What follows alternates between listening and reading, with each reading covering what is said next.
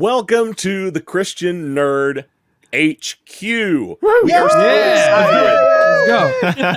Let's go. We have been working on this announcement for weeks and weeks. We are super excited to finally let you guys know what's been going on. And I am joined with the rest of our podcasting network. I'm Ricky Pope, the host of the Christian Nerds Unite podcast. I'm Ashley Cox. I'm host of Fangirling Over Jesus. I'm Lucas Pinkard, one of the hosts of the Reverend and The Reprobate. And with me, as always, is Big Dan Whip Gibson. What's going on, Big Dan? Oh, no, I'm just happy to be here at the CNHQ, Christian Nerd Headquarters. Ooh. Downtown Atlanta. All right, I'll step in here and stop this before it gets out of hand. All right, I am David. This is Tatooine Sons. I am joined by the Sons. They'll introduce themselves. I'm Sam. I'm Nate. That's it. That's all they have to say. Yeah, They probably won't say anything else the rest of the time. You guys are so much cooler than we are. We have been talking about this moment for weeks. Yes. And honestly, almost years. Some of us started having this conversation a year or so ago before we really decided this is something we needed to do. And we wanted to create a space where us Christian nerds could get together as a group, and a bigger group than just any one of our individual podcasts could ever do. And that's what I think makes this kind of special. Whether we're talking about Star Wars or superhero comics, Christian Nerd HQ is going to cover it all with insightful discussions of the impact of these stories, and we're going to look at them through our Christian faith and worldview. And tell me, guys, what made you excited about being part of this new adventure? I'm excited just because I think that the community element of this, it's sometimes as Christian nerds out there, it feels like you might be on your own. Right. And so you see a lot of people out there that have a different worldview and a different approach towards things and their fandom that may not see the same things that you do in these stories. And when you share those things, you feel like you're the only one feeling these way, thinking these things, sharing these things. And so for us, I think that it's about, this is about community. It's about being a place where we can all get together and have those conversations. We're very excited about it for that. Who else? How about you guys? Rev. Something cool. Yeah, I think one of the biggest things for us is the idea that when we get together, like our friendships are unique but not isolated. Because the what is there's 7 of us on here, something like that. I'm not great at the math right now, but there's a bunch of us that are on here on this particular show because we love fandoms, but we also love Jesus, and that our primary goal and everything we're doing is to glorify God, even through our podcast, as ridiculous as they may be. But that's opened up this avenue for us to have community. But in each one of our isolated groups of fans, there are also people who are looking for that, and to give them not just a spot where they can go to where they know that they can get good perspectives on things that are happening in pop culture from a Christian worldview, but also that they can engage with not just other shows, but hopefully like long term, we're looking to do meetups at cons. Ashley's got cons that are coming up. We're going to be at Dallas Fan Expo. The Tatooine Sons guys are constantly being asked to be on panels at different conventions. Well, when we look at some of the Facebook groups that we're a part of, like the Christian Nerds Unite Facebook group, 16,000 plus members, people are at these conventions and they're always like, oh my gosh, I didn't know that there was another Christian who was there, who was cosplaying or who was checking out, this panel. Well, we all know that there exists within fandom this huge pocket of people who are believers. If we can facilitate like meetups and opportunities, not just for people to listen to our shows, but to come together and do something where we can give updates, we can talk about the in-depth sort of philosophy behind the Mandalorian, for instance, which we're going to get to in a little bit, and all of those kinds of things. That is not just something that will facilitate us to have these great conversations in different podcasts, that would encourage other people that are part of these fandoms to do the same thing. But man, that'll help parents and teenagers and kids have these conversations with other people who are in their peer groups, so that they have the opportunity to share with them the gospel as an end goal is just such a cool and amazing thing. And it's more of like what we do with our show. It's like bringing our friendship onto the air so that more people get to experience it for better or for worse. And I think that that's such a cool thing for us to get to do with the 7 of us and with the 4 podcasts represented here. Well, and I think Awesome. I think that's such the cool thing too, because we get to not just be friends doing this, but each of our podcasts do what you were saying. Like they bring in fandom, they bring in glorifying God, but they do so in such different ways, which I think is really cool. But then, like you said, the added community, like I love that, like a week ago, I could text you guys and be like, hey guys, I need some prayer for something. And you guys are there for me. And I know that we have a community that listens to our podcast that can do that as well. And it makes everybody, I hope it makes us feel less alone. And I think it'll make our listeners feel less alone. And I'm so excited for that. Awesome. Well, for me, I will tell you first and foremost, I love my audience. I love the people I get to connect with all the time.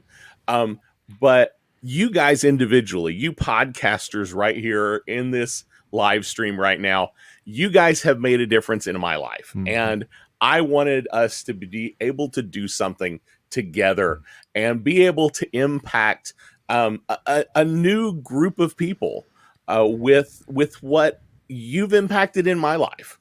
And I just want to see that camaraderie be able to grow bigger and bigger. Well, let's real quick, because what I have found is a lot of people that listen to me don't know about your shows, and people that have listened to your shows don't know about all of our other shows. So let's real quick kind of give a little bit about what each show is. Hey, David, why don't you guys go first? I want to see, because I say it every episode. I want to see if either one of the sons can do it by memory after 5+ years. I'm going to call on the oldest, right? Come Sam. on. We believe. Let's go. You haven't been saying this for 5+ years, though. That's true. I've only been saying this for a couple years, but all right, let's see if I got this. All right, we believe that pop culture is the mythology of our generation, and that these myths that there's he messed it up. All right, can you fix it? Can I fix it? Yeah. Can I do I start over, Whatever or do you I want. just go in the middle? I mean, Lucas went for like 7 minutes. I know. on his I got to thing, figure so out. I got to we can keep start going over as long again as because I got to figure it can all go out. longer. We believe that pop culture is the mythology of this generation. That there's a story written on our souls, and that these myths speak to that story. There we go. And that's why we talk about Star Wars, which we'll talk about today, and Marvel, Lord of the Rings, and DC, Marvel, and DC, and all of the other things that we nerd out about and that you guys nerd out about. And so the cool thing about the show is that it's not just 3 nerds geeking out and nerding out about this stuff. It's a dad and their 2 sons. And so the generational element of it is a really unique piece about the show that we think makes us different and special. So we love it. We have a great time doing it. Yeah. Awesome. Go ahead, Lucas. Danley, I've been saying this for years and years. Let's see if you know. We are 2 best friends interviewing people we have no business speaking with. Oh man, nailed it. And we have a lot of fun. Yeah, we've got we speak with anyone, comedians. A lot of times it's voice actors. We've got people from Dragon Ball Z and My Hero Academia, My Hero, writer for Seinfeld. There's Star Wars. A lot of fun people we've got the chance to interview with no earned. What am I going with here? We have no reason. Essentially, to talk we're imposters. We're imposters who emailed the right. Fully embrace your imposter status. Yeah, that's exactly right. Yeah. We're those guys that walk into the party and everybody's like, "Why are they here?" But they start talking to us and like, "No, I'm pretty sure we invited them. Yeah, we wanted them here at the next one. I'm just looking for the snacks. Yeah, that's like that's it. But yeah, that's been the crux of our show. We've had the opportunity to talk to some amazing people. It started because we wanted something to do during the pandemic, and now has morphed into this like, hey, you know what we'd like to do is something else with more people that we like. And so here we are. We're trying to get a Christian kangaroo Nerd in HQ. studio right now. Yeah, the in studio kangaroo is a goal of ours, which we think we're going to be able to accomplish in a couple of weeks. So stay tuned for that. All right. I've got to see. I this. never know whether to believe you guys. That's exactly right. That's legit though. We are trying for an in studio kangaroo. We might have to like settle for a wallaby, but we're shooting for a kangaroo. We're gonna get something. Yeah, his name's Loki. But Of course. It's all true. let's kick it to Ashley. Yeah. What? Not an alligator named Loki? No. Not Come this on, man. time. Good point. Sorry, Um, Bree. That was Too on good. the nose. So Fangirling Over Jesus is actually a whole business that unites faith and fandom is a celebration of that. And we started with a shop on Etsy. Check us out on Etsy. And we celebrate through fashion that has fandom on the front, Bible on the back, or we do everyday cosplay like this awesome Kanan dress. And we have our podcast branch, which is called The Faithful Fan, but look us up under Fangirling Over Jesus. And it's basically a 10 to 20 minute encouraging audio devotional. I was blogging and I love writing, but I needed to verbally process. And so it's an audio devotional that showcases the gospel themes, but through impactful moments in various fandoms. It's a blast to get to do every few weeks. And it's not just for girls. I know the title says fangirling, but it is not just for girls. Just FYI. So did you say that's a dress, or are you saying dress Yeah. is like the sense No, of fashion? this is a dress. You can't see it. It's got pockets. It's got a skirt. It's got like Kanan's belt lower down. Does It's it do a awesome. I was going to twirl? order it, but now probably. Yeah, I don't you have room to like do a twirl. So- Otherwise, I would show you. But you can find it on the shop. There is Like, a shirt. There's a yeah. shirt. Being- that's There a is. shirt. I thought, okay, Hey, good. there you All right, go. there we go. I Being a ordered. dad that only has girls, the fact that you said it has pockets means so much. That's why I made it. I'm like, there's pockets. My supplier got a dress with pockets. Yeah. Yeah, Best day ever. I ordered a custom piece from Ashley for my wife that she's a huge Ahsoka fan, and not only is it amazing and great quality, but I didn't know that dress was an option, and so we're gonna have to cut this part from the episode because if she knew there was a dress with pockets option, like that's no. What Let's I got just her be is honest, no longer Lucas. satisfactory. Your wife doesn't watch this. So, Yeah, um, no. so- She might because Ashley's on it. She doesn't care about the rest of the Right. other picks of us could just be whatever. I think we should keep that in.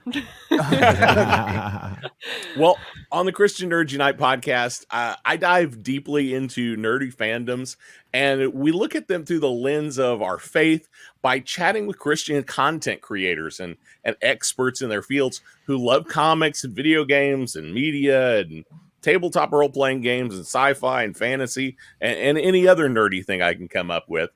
And we try to discover how their faith shapes their creative work and what and how that impacts their lives. I'm big on trying to find people who are actively using their nerdiness to make a difference in people's lives through the gospel of Jesus. So that's a big thing for me. But man, it is Star Wars. I know. We've got Oh, like my goodness. 15 minutes into this. May and the haven't fourth talked be Star with Wars us. yet. And also with you. Yes. This Thank is the you. way. I know now. Dan has spoken. Lucas. So I'm not sure about this next little segment here, but Oh my goodness. Lucas, were you going to interview David, or do we want just David to start talking? You know what? here? I want to both and because I think Okay. me getting more mic time will continue the criticisms we have on our show of Lucas talks too much. So we'd really love to carry that over into the network as well. David, will you talk to us a little bit about some of the religious overtones of Mandalorian season 3? Now we turn it over. I'm not sure if I want to talk much about this. I'm hoping that I can get the Sons to speak into this a Yeah, little no bit. but, kidding. So Well, here you didn't prep me for that. well, you know, so the reality is going into this season, if you were a part of like the Star Wars conversation on social media, specifically like on Twitter, the religious element was seen as a very negative piece of the storyline, like The cult. the cult, and the armorer was evil. That carried in all the way till the finale of the season, where people thought she was going to be betraying, Din Djarin and Bo-Katan and all She of that. With that, but why? The reality is, people struggled with the religious element of the Mandalorian in a big way. I'm curious if maybe you guys can share a little bit about why you feel like that's the case. About why it was deemed Yeah, or just your negative? thoughts on the religious element. Well, I mean, I don't see why that's the case. I think it's, it probably comes down to why is religion criticized in the first place? It's some people can find it oppressive, or not oppressive, but like a burden. There's rules that you just have to follow, as opposed to the real reason why we have faith is because we've been saved and we want to show our allegiance to our Lord and Savior, not that it's a set of rules that we have to follow. But one scene or one thing that really like spoke to me in this season was when it was after they went to Mandalore and Din Djarin slipped and fell into the living waters and kind of drowned, and Bo-Katan got him out, and they went back. Got baptized in the living waters on a technicality. Yes, basically. Yeah. But they go back to the covert, right? And the armorer was talking to Bo-Katan, and she's like, "You're a member of this covert now." And I was expecting everybody to kind of be like all the other members of the covert to kind of be apprehensive towards her because she was a part of the the other side that had neglected or not neglected them, but was opposed to the covert. But they all welcomed her with open arms, and it really you can tell that it impacted Bo-Katan. And I'm like, that's what it should be like, and I think that it is what it's like when a new believer comes to Christ. I'm sure they are worried that they're going to be judged and I'm a bad person. I've been living wrongly. When in reality, I'd like to think most of the time they're welcomed with open arms and they're like, "Look, you came to the right side of things. We're just happy you're here." I thought that was a really interesting scene. That's one thing that spoke to me. Yeah, that's awesome. Sam, Nate, I do that every time. Yep. Every time. Sam, Nate. I can't get their names straight. I've only known them both, so you got it their entire lives. The older you get, the more you do that. That's great. That's great. Put it together like Bo-Katan, Sam, Nate. Boom. Yeah, there you go. Thanks, Ricky. I feel great now. All right. Come BB on, Nate. Yes, Nate. That's what we call Nate around here. BB Nate. All right. What are your thoughts on the religious elements, especially in season 3 of The Mandalorian? Yeah, they've been pretty obvious throughout the entire show. Not something really that they've hidden a lot. They've wanted to show them a lot in the covert, and that being such a big deal to the Mandalorian or Din Djarin and the armor and Paz Vizsla and all that stuff. It's a huge deal to all of them. Even going into Book of Boba Fett with the Mandalorian episodes of the Book of Boba Fett. And we see all that. And then in this season, it feels like it takes it to the next level because within the first 2 episodes, it's all about him trying to be redeemed from that point. And we see Bo-Katan, who is a very important character in this season, probably more important than she was in season 2. Oh, absolutely. Definitely. She, in season 2, was completely against the covert, completely against the creed, thought it was ridiculous and cultish, and as we've been saying. And then we see her go through these transformations, these basically what we would consider miracles, seeing these things happen and understanding, oh, they're not crazy. They're actually believed in the right thing all along. And so then she changes her mind and becomes one. And like Sammy said, they were welcoming her with open arms, which I hope we would all do. And it was awesome to see her, even at that point, kind of not fully invested in the creed before they got to whatever planet they were hiding on at that point.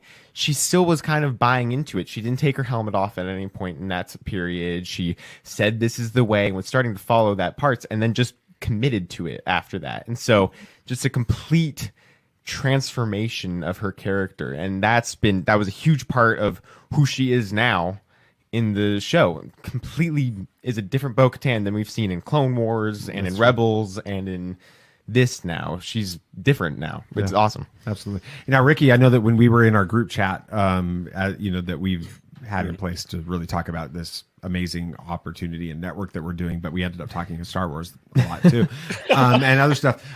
Ricky, you were talking about the spies element. You had some theories and some thoughts that other people have even brought up. Share a little bit about some of the religious imagery you've seen in this.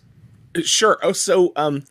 Early on, I don't know how many of you remember this. There was this green stone that Din Djarin brings back.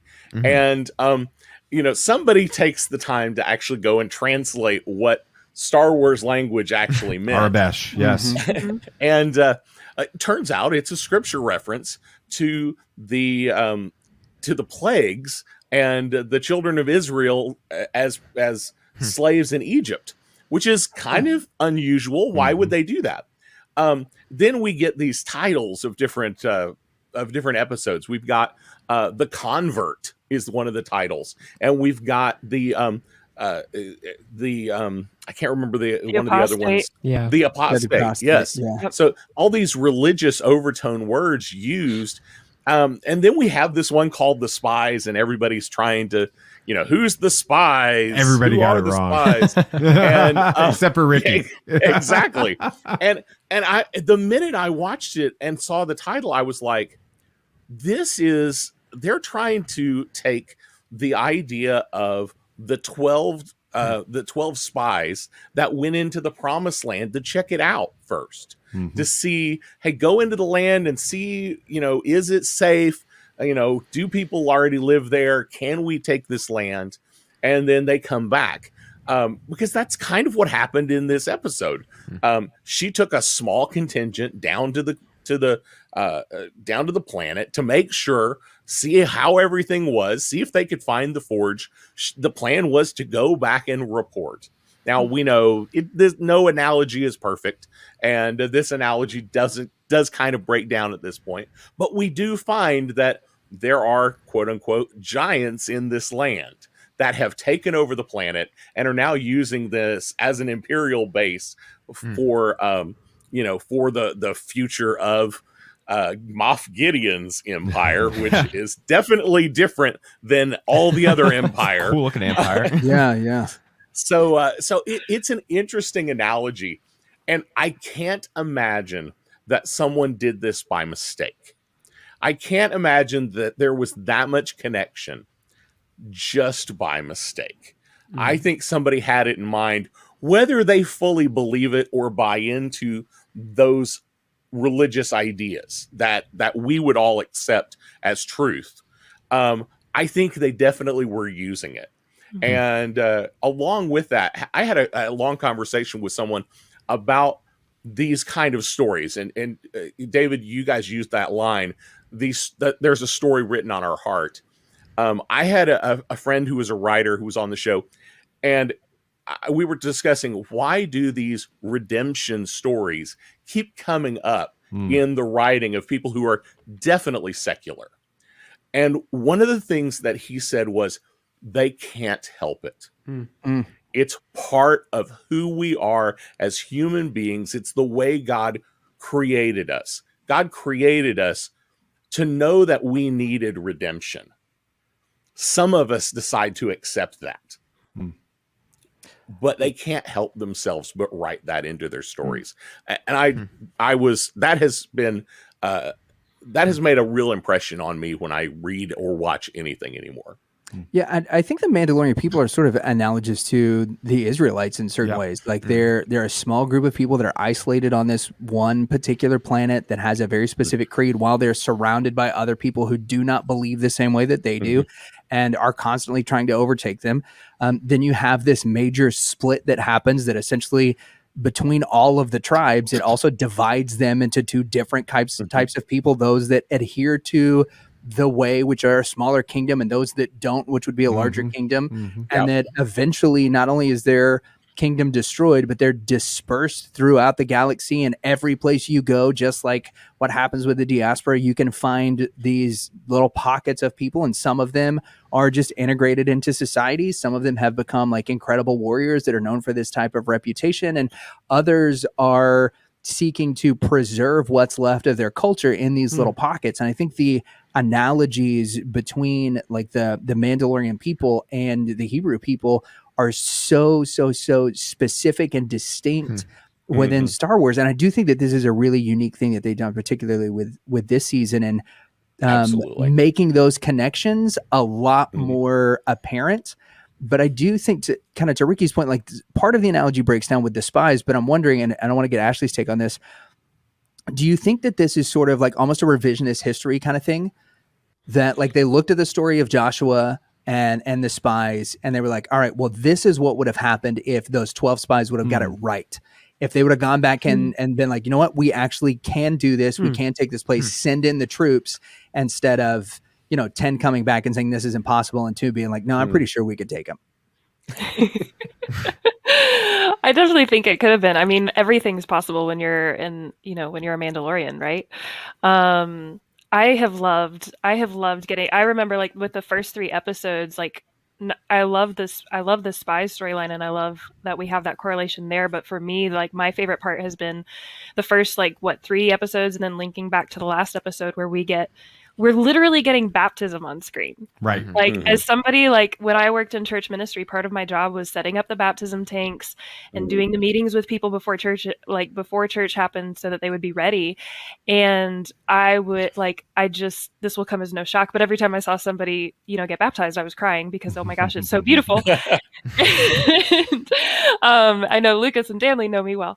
And so, but like, it just, I was floored. I'm like, oh my gosh, we're getting this actual picture of baptism. And then I love when we get later in the season with Bo-Katan and her realizing and adopting kind of this faith and bringing that into her heart and into her leadership. And we see her rising. Like I just did a devotional about, women in the Bible and how strong women are in the Bible. And I love that we get this kind of correlation, not necessarily directly correlating to a particular female in the Bible, but the same kind of thing, like this woman who's coming into her own and her leadership and her strength, and she's been ordained basically and called into that role of leadership. And we see that culminate in the last episode of The Mandalorian this season, where the armorer hands her the torch and she gets to relight the forge. Like what an amazing, what an incredible moment of ordaining. Like I loved that part. Dan, any thoughts? Yeah, Dan, do you have thoughts? I loved it. Yeah, I think so. When you guys were talking about the analogy of the spies going in, is the milk and honey Beskar? Yeah, it's got to be. Absolutely. Very good. Yeah. So it was cool. They went in to have a milk. Exactly. So the other thing though that you were talking about with this, kind of the correlation to Israel. The other thing that I think is really important. This I picked up on just in the very first couple of episodes of this season, was that the religious dedication of the cult in this is what preserved the Mandalorians. And it reminds me so much as someone who's a little bit obsessed with understanding, Israel and Jewish history and ancient Near Eastern, theology and things like that. I look at Israel and how in the diaspora, 2,000 years of being driven out of their land, scattered, what you see with the Jewish people is their adherence to their faith is what preserved them as a people, so that they would be able to return to their land and reinstitute their nation. And this is exactly what happens with the Mandalorians. And so people were really critical of the cult, but they missed, I feel like they missed the beauty of that, and how that preserved their culture. And then with Bo-Katan and with the her faction of the Mandalorians, they had lost their faith. They had lost their commitment to the belief. It was just political in nature. It was just that type of thing, and they were fracturing because of that. And so when you study the Jewish people and the history of Israel, you see that as they lose their faith, they assimilate.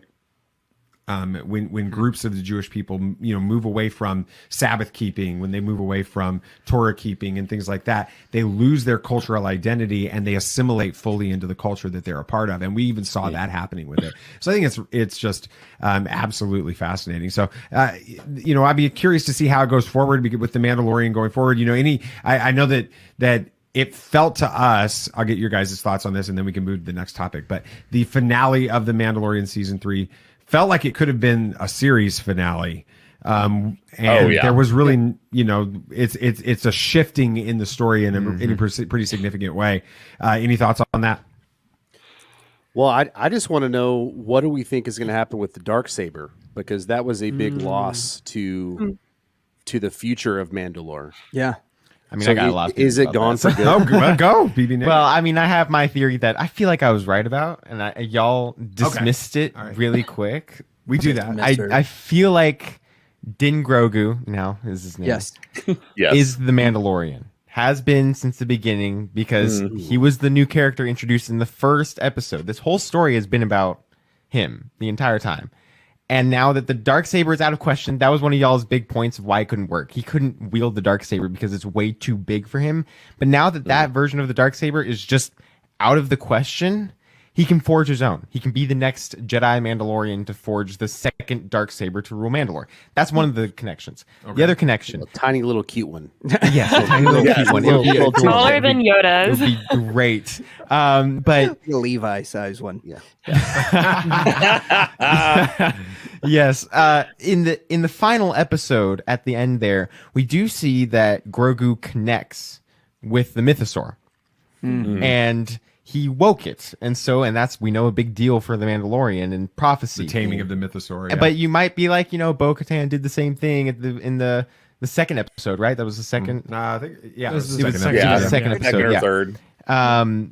But Grogu was there too, and he was right alongside him, but he didn't get in the water, but he didn't have to get in the water to wake up the Mythosaur in the last one too.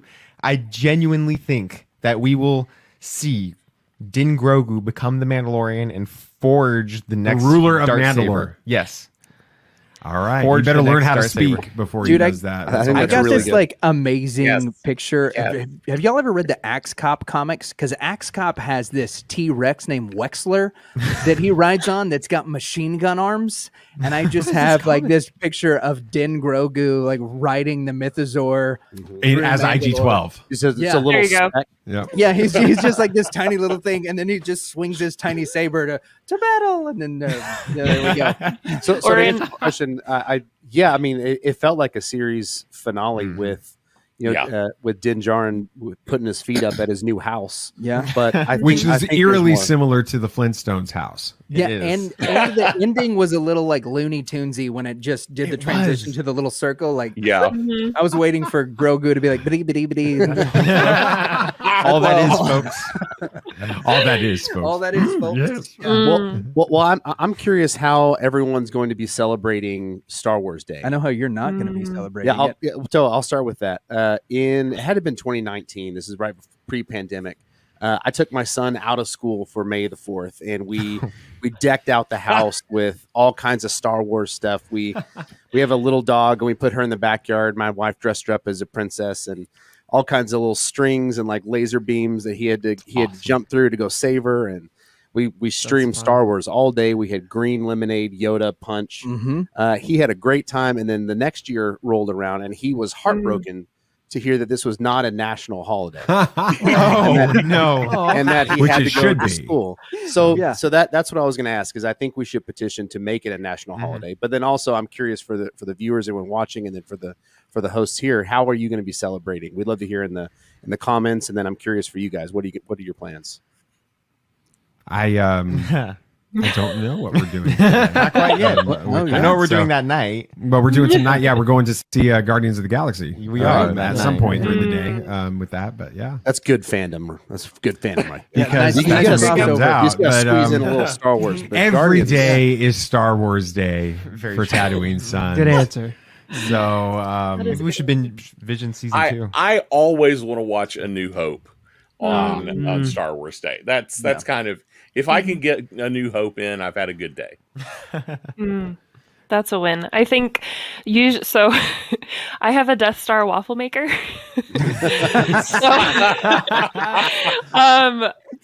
So we always make Death Star waffles, breakfast for dinner, best thing ever. perfect. And then we'll usually watch one of the movies, whether it's A New Hope or I think a couple years ago we did Force Awakens. This year I might petition for Rise of Skywalker because that's one of my favorites. Or I might introduce my mom to Rebels because she has still not seen Rebels. Oh, But nice. my favorite, oh my gosh. Okay, so I just have to share this. During COVID, so like May the 4th was like right, it was right at the beginning of COVID. So we went through the Starbucks drive-through. And I have a Kylo Ren mask. Not like a face mask. I have the mask. The whole thing, the helmet, The and everything. whole thing. So I order, and then I put the mask on, which is hard to drive with, by the way, just FYI. And You're just getting very angry and So I drive up to the window to get the drinks, and the barista had no idea what day it was because she just looks at me like I've got two heads and I am the weirdest person in the world, and I'm just like, Happy May the 4th be with you, and she's like, here's your drink, bye. Maybe I'll do that again. We'll see. Maybe. It could be fun. You got to record it. Yeah, have some people video that. Yeah. That's gold, right? We don't have a Death Star waffle maker at my house, but we do have a Death Star ice ball, which which we will certainly use in a nice glass of milk, and because who doesn't like to have ice with a milk? And then one of the other things that we'll do is my wife has just recently picked up into Star Wars fandom since we've been married. So she normally picks a movie, and this will be the one time a year I pull out my saxophone and play the beginning of the Cantina Band song poorly, and then she'll open the door and say, "Hey, honey, either practice that more often or put it away until next year." Yes, and then that's Star what I'll Wars do. is on, honey. Yeah, that's it. That's our celebration. Do do do do do do. Front, and then we're done. It's out. That's awesome. Oh my goodness. Well, if you are, those of you who are watching and listening, definitely put down in the comments. Let us know what you do for Star Wars Day, what you have planned for this year, or something cool that you've done in the past. We definitely want to hear from you. So do we want to talk about the future of Star Wars a little bit, guys? Yes. The future Absolutely. is good. Yes. So there were some big announcements recently, and where do you guys think we're headed? Let's start with Ashley this time. I think we're headed for Rebels season 5. Oh, That's just, I mean, that's A basically live what action Ahsoka's going to 5. be. Yep, let's That's do what it. Ahsoka's going to be. Yep. And I am so here for it because if you can't tell, Kanan is my favorite. That's the only downside. But one of my, predictions that are sure to go wrong. There we go. Mhm, yep. Yes. I want, and I'm just going to manifest this out there. Oh, I want Freddie Prinze Jr., Force Ghost, Kanan in the Ahsoka series. oh wow. That is my big dream and hope. I am so excited for the Ahsoka trailer. I was actually watching the Star Wars Celebration 8-minute recap before this, and I'm bawling because it's so amazing. Because the Ahsoka's great. We've got so many other new shows coming out, but that Ahsoka is my favorite because, of course, I love Ahsoka Tano, and I love her character. I love Ashley Eckstein originating that character. I enjoy Rosario Dawson and what she's doing with it live action. I'm so stoked for Lars Mikkelsen getting to be Thrawn. Mhm. That's going to be so incredible.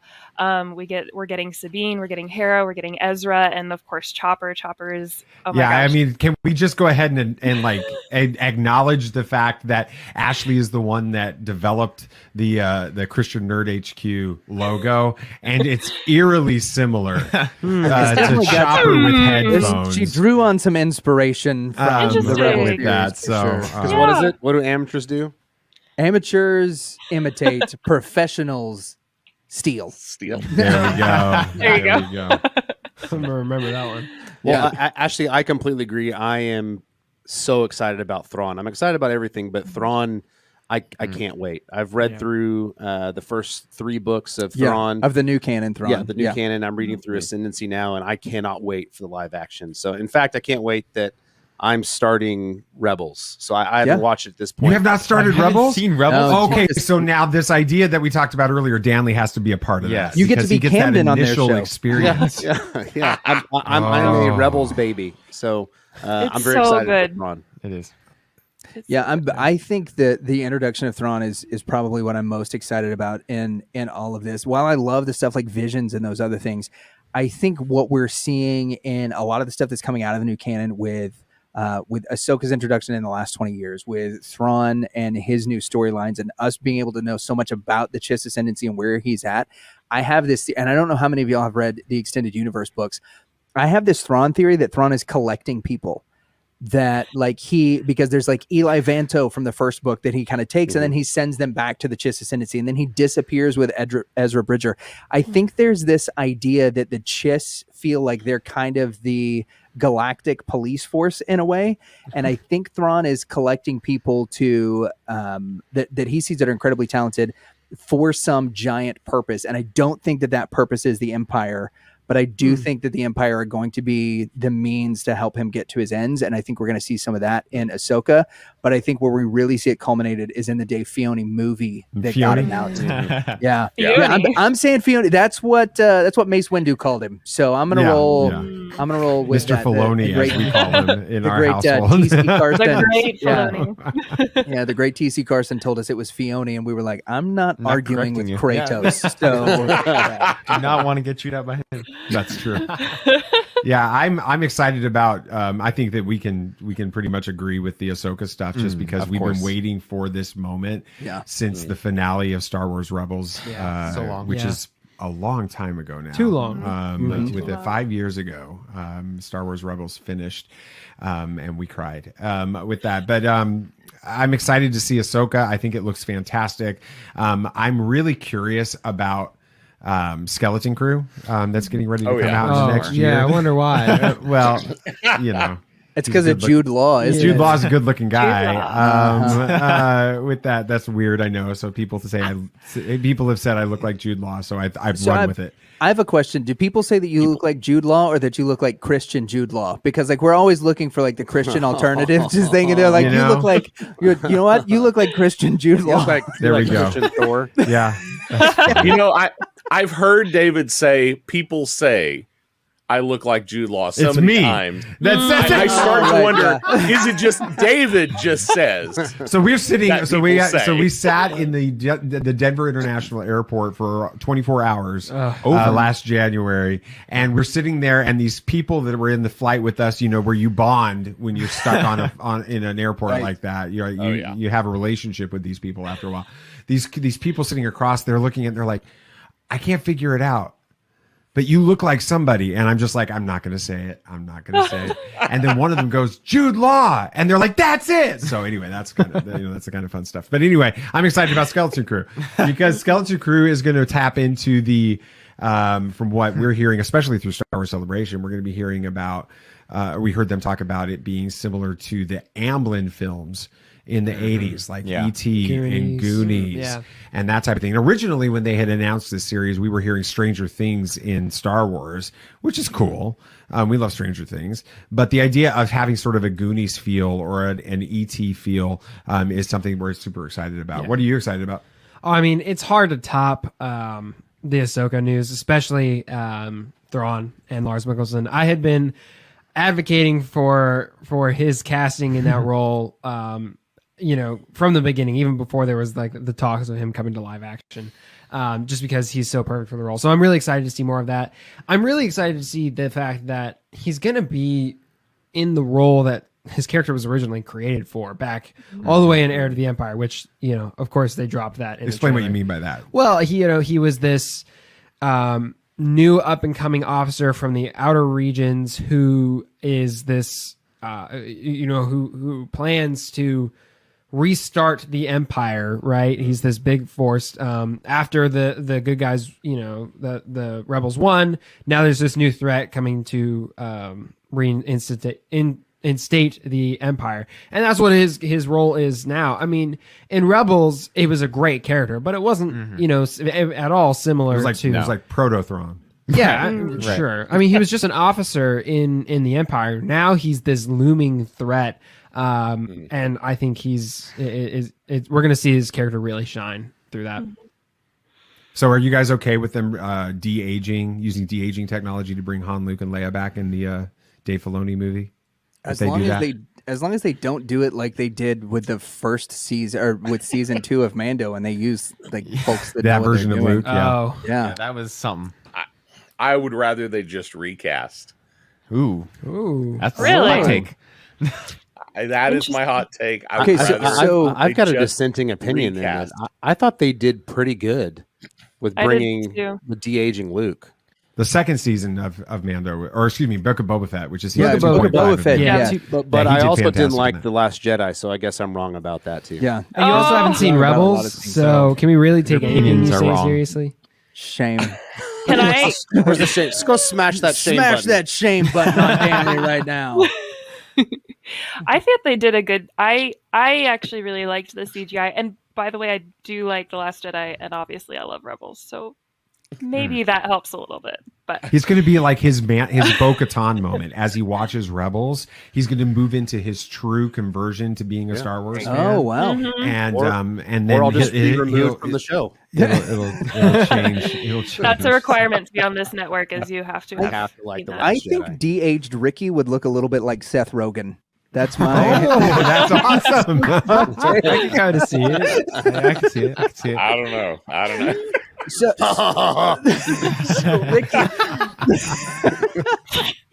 Ricky, if you were to cast somebody as these other characters, like who would you cast? What's your dream casting in those roles? I don't know. Sebastian I Stan and haven't. who else? Timothy Sebastian Chalamet. Stan. Alden Ehrenreich, you know, Do you think you could play a post 6 Millie Bobby Brown. There we go. We've got it. The 3, right? Yeah. There Like, you go. as post episode 6? With a Yeah, wig? I haven't thought. I haven't thought seriously about who to cast, but I just feel like at some point, I'm concerned with the future of de-aging. I'm concerned we're going to get to the point that we're just going to stop getting new actors having opportunities to make new things. Which honestly, as much as excited as I am about Ahsoka and the Filoni movie that's in the works, Fiona. I'm much more interested.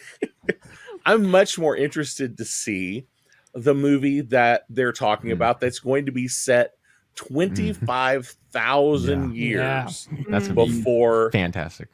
the New Hope. Because if it's good, we now have an opportunity to create a whole new world of what Star Wars looks like. I'm in for And that. maybe, finally, the galaxy will get just a little bit bigger. Instead of having to have the cameo of the week stuff that we do in like The Mandalorian and that type of thing. Yeah, and everybody's not going to have to go to Tatooine. Yeah, Hey, now, exactly. Watch it. Hey. There- Where this there's is where we draw the sand. line, right? We- For sure. Maybe we'll have de-aged Ian McDermott in the 25,000-year-old Star Wars universe. He went Oh back my in the goodness. world between worlds. There you Yeah, go. he did. You know. Boy, that would be fascinating. What do you guys think about the idea of the 15 years after Rise of Skywalker? I'll talk to Ashley about this because she is the Rise of Skywalker. She said she really, really liked that. And that's the one that's probably of the 3, for us at least, we liked it. We liked it a lot, but it was probably our least favorite of the 3 sequel trilogy movies. So Ashley, what do you think about the idea of bringing Daisy Ridley back, her reestablishing the Jedi Order 15 years post Rise of Skywalker? What are your thoughts on that film? I'm so stoked for it. When they made that announcement and you just hear her music, I lost it. I was so excited because I think I love, first of all, like I was trying to look up the woman who's directing it. I'm gonna butcher this name and I apologize. Charmin Obaid-Chinoy. I think But that's pretty she- close. Yeah. She directed Miss Marvel, Mhm. and she's done, according to Nerdist Saving Face, I mean, she's done other things too. So I love that we also have a female directing it. I love that we've got Daisy Ridley back, because at the end of that sequel trilogy, which the sequel trilogy got me into Star Wars, Right. Okay. so it has a really special place in my heart, and I think if they handle it well, I think it could be really solid. The nice thing is what we've seen with Daisy, with Rey, is we've seen her come from nothing, come into, yes, she's, Palpatine's granddaughter, but even more, but she's come past that, and she's gotten confidence in herself. She's learned from Luke's mistakes, and I think she can be a more capable and wiser, not necessarily, I don't want to compare her and Luke in the wisdom area, but like, I think having that experience is what I'm trying to say. Like, if she is truly trying to reestablish the Jedi Order, I think that could go better. I think we could see a whole new opportunity for Force sensitive people. I don't know what John Boyega is going to do, but I really hope they bring back Finn. I think that could be a really good opportunity. And then, from children like we got in Last Jedi, like that little boy at the very end, I thought that was amazing. Yes. I think this could be a really cool opportunity to empower more people in that world, and not just the few Jedi that we've seen thus far. I think we could really expand it and open it up, kind of in the same way. I mean, we're not taking the same time leap that that the High Republic movie is going to take. But I think if we are taking this time leap and we're opening up kind of the world of it and the possibilities with it, I think that could also fuel the future. I mean, even Kathleen Kennedy was saying, George Lucas created Star Wars for, to be able to go back and forward in time. And we've seen that in movies and the TV shows. And I think they're doing a really amazing job with Dave Filoni. His is going to be a very present movie because of The Mandalorian and Ahsoka. The High Republic movie, we get to shift backwards, and then Rey, we get to shift forwards. And so I think they're actually doing that really well. So I'm excited to see how that works out. It's interesting, Ashley, that you bring up the idea of Rey, you struggling with not wanting to say that she would be wiser than Luke. But the reality is, and I know Ricky, as a father of having older children, would agree with me on this. As a dad, I'm totally cool with these guys if they end up not making all the same mistakes that I made. And so I think that that's an element that we can see, not looking at as, the one of the challenges that I think that we see in Star Wars storytelling at times is it seems like they keep repeating the same mistakes with the Jedi Order, right? The Jedi Order keeps doing the same thing all over and over and over again. And so them not doing that because Rey has learned from the past with that is a really, important piece of this that I think that I would love to see them explore. So I love that. I like that. Yeah. Taking on that, another spin, that father idea, that family idea. Yeah. The found family. Star Wars has always been about found family. Right. And and not to get too sappy, but you all have become a found family for me. Yes, Uncle Ricky.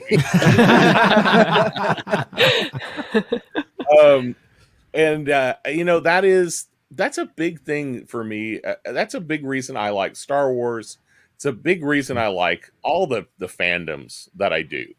Because it gives me some commonality with people, and it gives me this extra community, this extra family, and I'm super stoked to see what Star Wars is going to bring, and I'm super stoked to see what all you guys are going to be creating over the next couple of years because of all that fandom that's going to be out there.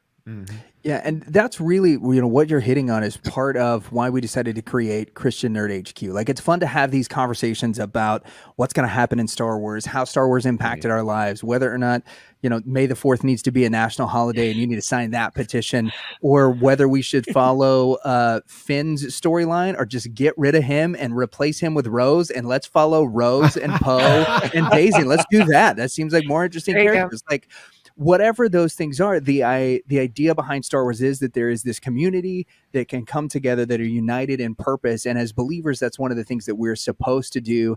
And that's one of our missions with CNHQ. And as we've gone for about an hour now, we want to thank everybody who's been watching the show.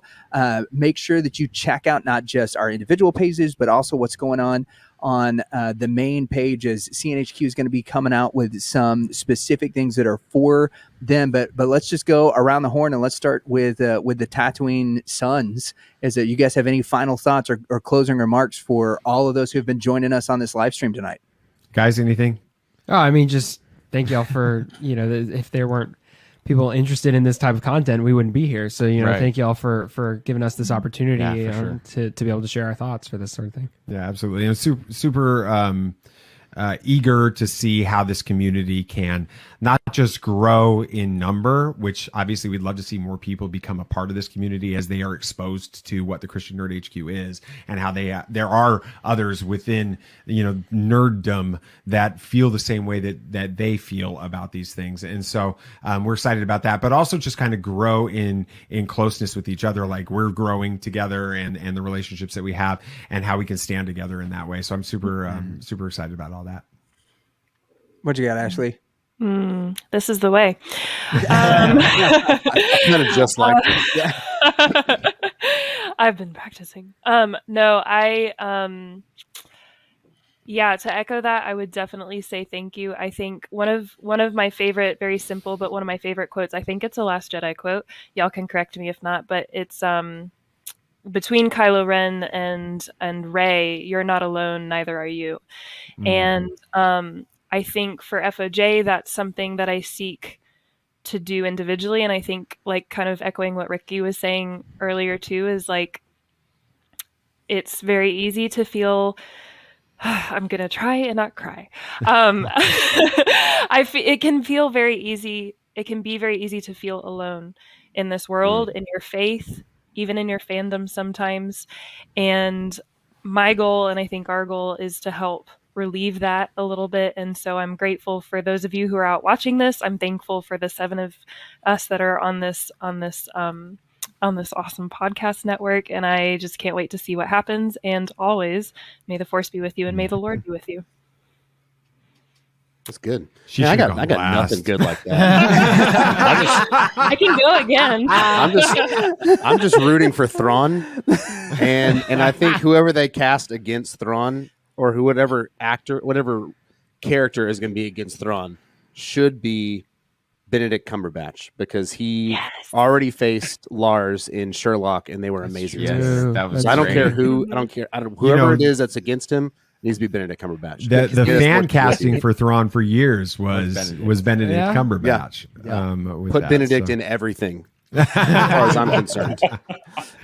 Ricky, any final thoughts? Man, thank you all for watching, for listening to my podcast and all these other podcasts as well. You guys are the reason we do what we do. Like, I don't remember which one of the Tatooine Sons said it earlier, but one of them said it. If it wasn't for you guys, we definitely wouldn't do this. And, but I love being a part of this community. Awesome. Where can we find all y'all shows now that you've watched us? You're a fan of the Tatooine Sons, and you're just hearing about Fangirling Jesus for the first time, or you're just hearing about Christian Nerds And you're Unite? irritated with us already. Yeah, You don't wanna- and we tell people, don't listen to our show. All of our guests instruct people to do that every episode. So where can we find y'all's shows? And let's start with Ashley. Where can we find FOJ? You can find FOJ on Instagram, Facebook, and we just joined Twitter. Not Twitter. No. Sorry, not Twitter. You just joined We just TikTok. joined TikTok. Yeah. TikTok. The clock app. The talk. TikTok. Thanks, guys. Fangirling Over Jesus is on TikTok. It's true. They have wonderful brisket. You'll love it. And if nobody followed any of that, just go to fangirlingoverjesus.com and scroll to the bottom. You'll find all the links there. Right on. Very Ricky, good. where can we find Christian Nerds Unite? Most socials, we are Christian Nerds Unite. There's a few that's a little too long for, so you can go to christiannerdsunite.com, find all of our social links and links to our YouTube channel there, as well as links to a bunch of the podcasting platforms and how to find us. And Screen Rant's #2 Star Wars podcast. But where do we find y'all? Anywhere you want, just search Tatooine, spell it right, or you're going to find some weird tattoo sites. Also, get the Sons part right, yeah, too. you got to get Tatooine right, and then you got to get the SONS on that. If you search that on any social network, that's where we're going to be. Yeah, So- and- Yeah, for us, you can go to revanrep.com, which our name can be a little cumbersome. So revanrep.com, but if you go to baconoffice.com, it redirects to revanrep.com. way easier than trying to spell out Reverend and Reprobate. Bacon baconoffice.com, and that's where you'll find it. This is also a true thing, along with the kangaroo that we're trying to get onto Yep. the show. If you go to Bacon Office, it goes to ours. It's just redirects in order to We make saw it that free easier. URL and we grabbed it. There we go. Well, thank you guys so much for checking I was out gonna Christian say- Nerd HQ. Yeah. Might just throw this real quick. You are going to be able to find all of us on all the major socials and on the web at Christian Nerd HQ. That's Christian Nerd HQ. We're on all the socials now, and we'll have links to all of our stuff there as well. And ChristianNerdHQ.com. Nice. Check all that stuff out in the show notes. And I don't think we can finish this without saying the most important words a man can say. May the Force be with you. May the Force be with you. Yeah, May the may the Force Force be be Force with be you. with you. May the Force be with you. baconoffice.com.